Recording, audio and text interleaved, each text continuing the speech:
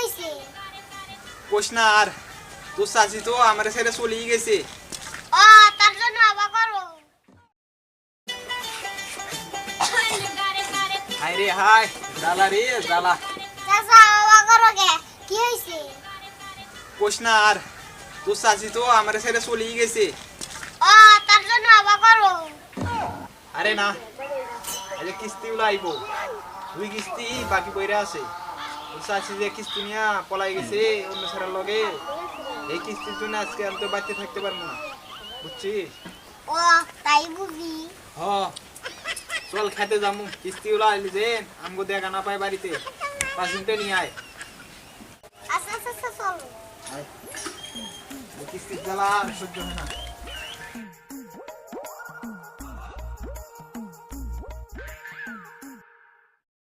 Yeah, boy.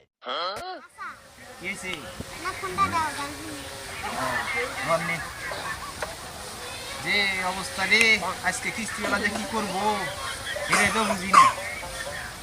আরে জীবন কিস্তির জ্বালা সয় না, বকুয়া গেছে হায়।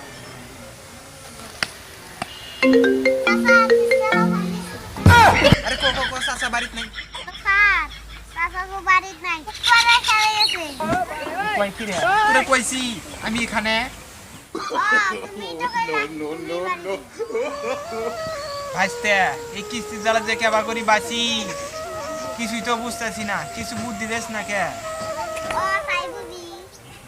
তাহলে শুনি।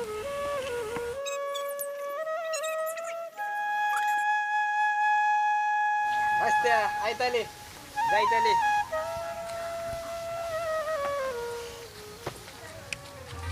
কি শরীফুল সাহেব বাড়িতে আছেন নাকি? কিস্তি দেওয়ার লাগবে না? চাচা ঘরে রাখতেছে।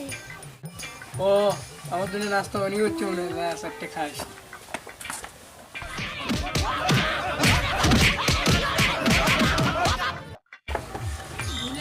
আরে হ্যাঁ, দুপুর আর কিস্তি দেবো না।